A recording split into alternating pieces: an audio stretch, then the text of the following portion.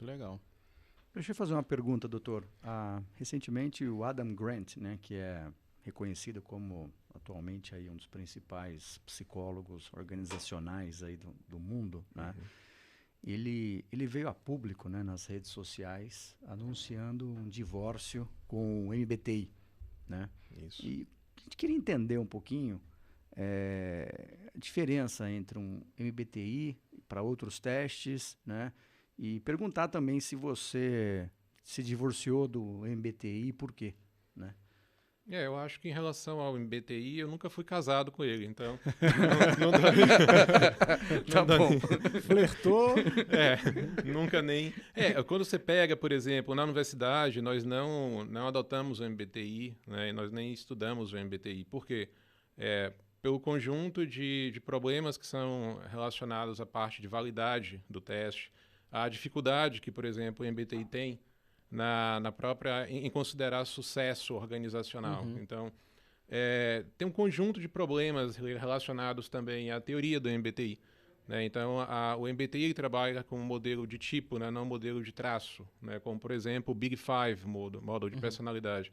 Então, o modelo do tipo também é complexo porque você acaba estereotipando pessoas. Você coloca as pessoas dentro de caixas e fala, não, essa é uma pessoa que tem esse tipo específico de personalidade. Só que o problema em fazer isso é que, se você replica esse modelo na pessoa, 50% das pessoas não caem no mesmo tipo. Elas vão cair em um outro tipo. Então, e também da mesma forma você está dizendo que a pessoa, ao ter aquele conjunto de características, ela deve ser tratada daquela forma. Então, modelos, por exemplo, que se baseiam em traço, diferentemente, como, por exemplo, o modelo que a gente está criando agora para o Visualize, né, o modelo da Visio, né, são modelos que eles trabalham com traço. Então, você coloca as pessoas dentro de um contínuo daquilo que a gente chama de traço latente, uma característica psicológica. Então, você tem N possibilidades de considerar as pessoas e N combinações possíveis dentro desse modelo. Então, é muito mais rico e a validade também pode ser provada empiricamente a partir do momento que você pode aplicar isso em diferentes contextos. Você está casado, então, com o Big Five, é isso? Eu estou casado com o Big Five, E definitivamente. o que é o Big Five? Conta pra gente, assim, Isso. que é mais leigo, o que é isso? Exato. Exatamente. O modelo... E por que você casou com o Big Five? Isso, perfeito. O modelo Big Five é um modelo que foi desenvolvido por Macrae Costa, né? A referência mais recente, de 1992, parece antiga, mas não é, porque ele é um modelo que foi replicado em diferentes contextos culturais.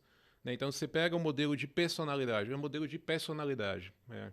Você pega esse modelo de personalidade e você replica esse modelo, por exemplo, na Inglaterra, nos Estados Unidos, no Brasil, você consegue encontrar exatamente a mesma dimensionalidade, ou seja, as características que pertencem ao modelo de personalidade, elas são constantes, elas são estáveis. E quais são as características? São 5. 5 fatores. Um deles é o fator que a gente chama de Ocean, para facilitar, que é openness, que é a abertura a experiências. Né? O segundo fator, conscienciosidade, né?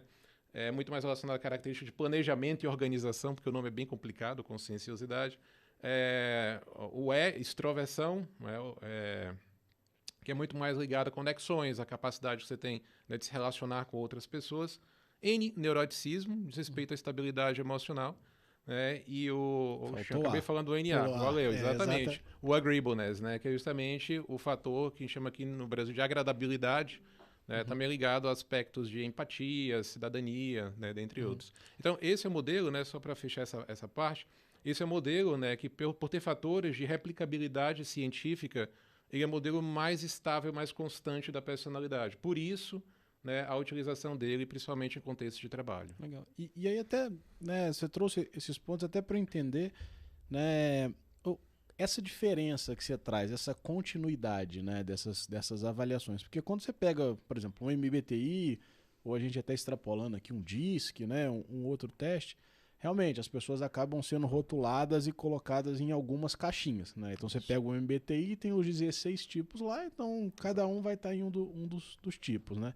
Quando você pega esse modelo do Big Five, né, e essas cinco letras do Ocean, né, elas acabam não estando em quadrantes, elas são classificadas, não sei, numa escala de 0 a 100, e aí existem, sei lá, 100 elevado a 5, quase, assim, possibilidades das pessoas estarem classificadas. Exato, é mais ou menos perfeito, isso? Perfeito. Então, existem N combinações possíveis, múltiplas combinações possíveis, porque eu posso ter um alto nível de introversão, mas com baixo nível de agradabilidade e um alto nível de neuroticismo. Então, as combinações são infinitesimais, se a gente pode colocar dessa forma. né? Então, é muito mais flexível e muito mais adequado à real personalidade do sujeito. Por isso, a utilização do Big Five. Que legal, que legal. Às vezes a gente acaba, né? A gente escuta, às vezes é bonito falar que tem um teste, que tem outro, mas às vezes a gente nem sabe, né, ao certo o que ele representa.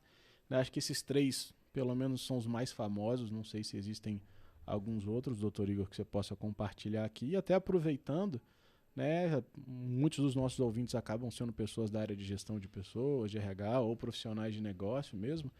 Né? Como identificar, né, e como escolher um melhor teste ou um melhor modelo, ou se realmente, poxa, segue por isso que é melhor. Como é que você recomendaria, assim, quem está começando, ou tem uma área ali que está querendo começar a implementar testes, ou até reavaliar um novo teste, né? Qual a sugestão que você daria diante dessas possibilidades? São muitas, né? Eu vou tentar falar apenas algumas, mas uma das coisas mais importantes dentro da área de psicometria é aquilo que nós chamamos de propriedades, observar as propriedades psicométricas do instrumento. O que são propriedades psicométricas? Características de qualidade do instrumento. Né? O quanto esse instrumento, por exemplo, ele foi desenvolvido, testado e retestado. Né? O quanto o conteúdo daquele teste reflete, de fato, uma teoria científica válida, né? E também replicável. O quanto esse teste ele consegue ser fidedigno com outras populações, o quanto ele consegue, até mesmo para a mesma pessoa que responde ao teste, né, apresentar características que também são similares. Né? Então, seria muito estranho, por exemplo, eu hoje responder ao teste e dizer eu sou extrovertido, e amanhã eu apareço como introvertido. Né? Então, esse é um teste que ele não teria, por exemplo, estabilidade nos seus scores. Né? Ele não conseguiria manter essa estabilidade. Então, assim, e sim, um outro ponto bastante importante de normatização. Então, será que o teste ele também foi aplicado e consegue ser interpretado de acordo com as características populacionais daquele determinado país ou contexto cultural?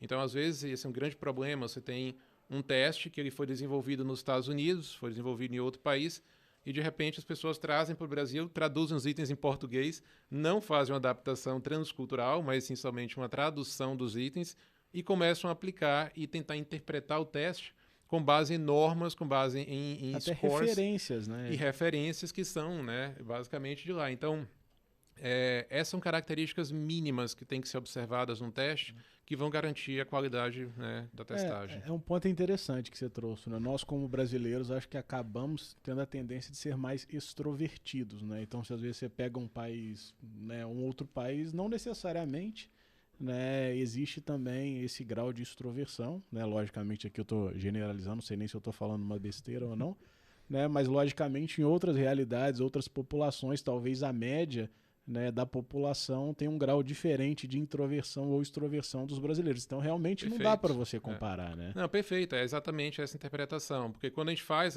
o cálculo dos scores, a gente faz o cálculo com base nas normas. Várias pessoas respondem àquele teste. Então, você calibra o modelo de acordo com o perfil populacional. Então, se esse perfil for o perfil de pessoas introvertidas e você está tentando interpretar esse score na população, como você colocou, de pessoas extrovertidas, você tem uma descalibração. E é isso que torna, uma das características que torna o modelo inválido, né, dentro do teste. Então,